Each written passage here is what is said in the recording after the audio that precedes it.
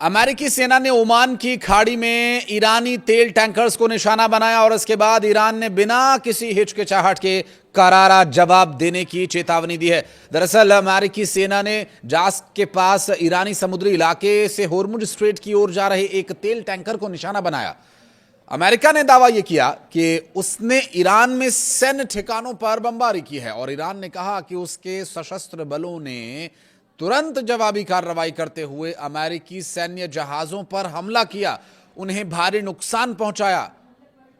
ईरानी नौसेना ने यह कहा कि उसने तीव्र विस्फोटक वॉरहेड्स से जवाब दिया है और उसकी खुफिया रिपोर्ट्स के अनुसार अमेरिका को भारी नुकसान पहुंचा, जबकि घुसपैठ करने वाले दुश्मन जहाज तेजी से होर्मुज स्ट्रेट से भाग गए।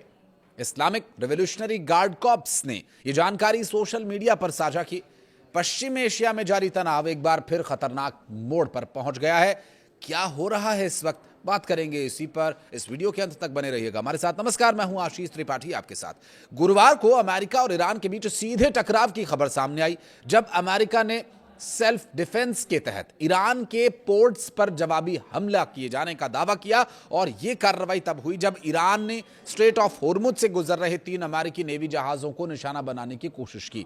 अमेरिकी सेंट्रल कमांड के मुताबिक USS Truxtun, USS Rafael, Peralta और यूएसएस मेसन जैसे 3 गाइडेड मिसाइल्स डिस्ट्रॉयर इंटरनेशनल समुद्र रास्ते से गुजर रहे थे और इस दौरान ईरान की तरफ से मिसाइल, ड्रोन्स, छोटे बोट्स के जरिए यह हमला किया गया।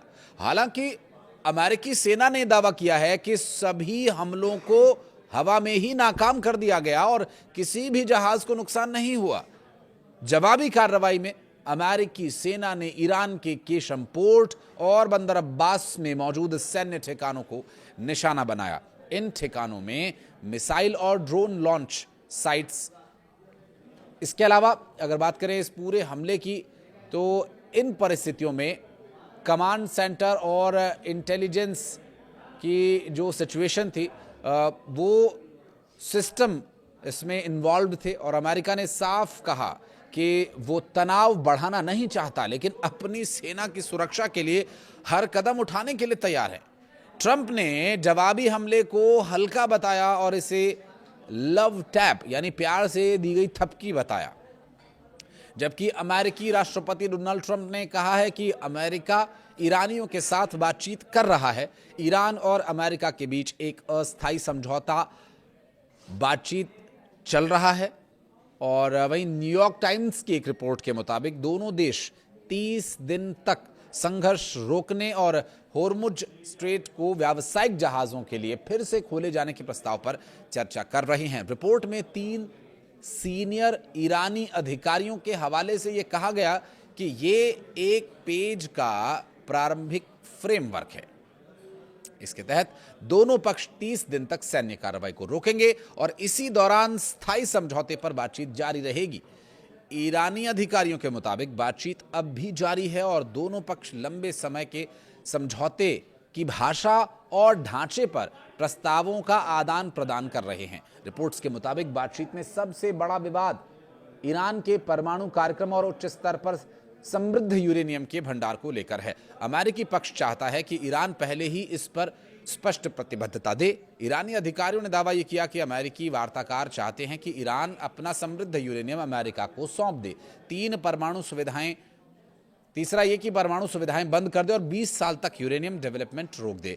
तो वहीं ईरान ने प्रस्ताव यह दिया है कि वो अपने यूरेनियम भंडार का कुछ हिस्सा कमजोर करेगा और बाकी किसी तीसरे देश, संभवतः रूस को सौंप देगा।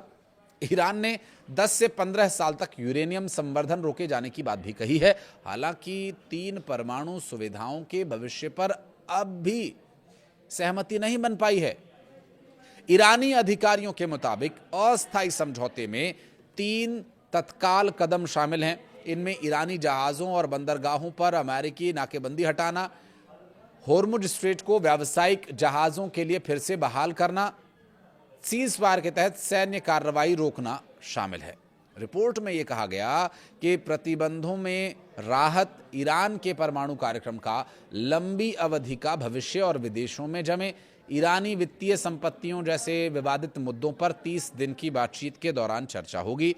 ईरानी अधिकारियों ने ये भी कहा कि तेहरान परमाणु हथियार नहीं बनाने और यूरेनियम संवर्धन रोकने की प्रतिबद्धता देने को तैयार है। हालांकि यूरेनियम संवर्धन रोके जाने की समय सीमा और शर्तों पर बातचीत अब भी जारी है। ट्रंप ने ईरान को यह चेतावनी भी दी कि यदि वो जल्द से जल्द समझौते पर हस्ताक्षर नहीं करता है तो उसके खिलाफ और भी कड़ी सैन्य कार्रवाई की जाएगी। ट्रुथ सोशल पर एक पोस्ट में ट्रंप ने लिखा कि 3 विश्व स्तरीय अमेरिकी विध्वंसक पोत अभी अभी भारी गोलाबारी के बीच होर्मुज स्ट्रेट से सफलतापूर्वक निकल गए। आगे ये कहा गया कि तीनों विध्वंसक पोतों को कोई नुकसान नहीं पहुंचा है, लेकिन ईरानी हमलावरों को भारी क्षति जरूर हुई है। वे कई छोटी नौकाओं के साथ पूरी तरह से नष्ट हो गए हैं, जिनका उपयोग उनकी पूरी तरह से नष्ट हो चुकी नौसेना की जगह लेने के लिए किया जा रहा था। लेकिन अब ये किस तरह की बातचीत है, किस तरह का संघर्ष विराम है कि ये संघर्ष का विराम भी है और हमला भी जारी है। बातचीत भी हो रही है और हमले भी हो रहे हैं। आपको क्या लगता है कि क्या कहीं भी लड़ाई झगड़ा एक साथ और बातचीत एक साथ हो सकती है? अमेरिका ईरान पर हमले कर रहा है, ईरान उसका जवाब दे रहा है, ईरान अमेरिका को रोकने की कोशिश कर रहा है। कौन किसको कहां रोक पाएगा, हालांकि ये तो बहुत स्पष्ट नहीं है, लेकिन ये जो बातचीत का सिलसिला जारी है ये किस परिस्थिति में जाकर संपन्न होगा, ये एक अहम सवाल है। दरअसल इसके पीछे कई कारण हैं, जिनमें से एक कारण सर्वप्रमुख ये है कि ठीक ठाक कोई अच्छा मध्यस्थ उन्हें नहीं मिल पा रहा है। पाकिस्तान के माध्यम से मैसेज पहुंचाने की कोशिश हो रही है और पाकिस्तान उसमें अपनी लाग लपेट घुसेड़ करके आगे उसे फॉरवर्ड कर रहा है, और फिर ईरान को जो जवाब मिल रहे हैं वो सीधा अमेरिका से मिल रहे हैं। तो अगर देखिए, मध्यस्थ का मतलब है कि यहाँ का मैसेज वहाँ पहुँचाए और वहाँ का मैसेज यहाँ पहुँचाए, और मैसेज को इस तरह से पहुँचाए कि बातचीत खत्म होना कि एक बार फिर भड़क जाए। पाकिस्तान से क्या एक्सपेक्ट कर सकते हैं आप? खुद ईरान ने कई बार इस बारे में बोला है कि पाकिस्तान अच्छा मध्यस्थ नहीं है, लेकिन अब ईरान की क्या कोई मजबूरी है कि फिर भी वो पाकिस्तान चैनल के थ्रू ही बात करने के लिए मजबूर है या बातचीत कर रहा है? बहरहाल आप कुछ कहना चाहें तो कमेंट सेक्शन में जरूर बताइएगा। इस वीडियो को यहाँ तक देखने के लिए बहुत बहुत धन्यवाद। Our military is unbelievable. They're doing an unbelievable job. We're negotiating with the Iranians. We have, you probably heard, we took our 3 destroyers and we rammed them through some pretty big stuff today, and we knocked the hell out of them. The destroyers weren't hurt in any way. The people weren't hurt, but they were firing at us, and we were firing back at them. And our firepower was a hell of a lot stronger than theirs, and they knocked the hell out of them. They took down a lot of small boats. You know, we call them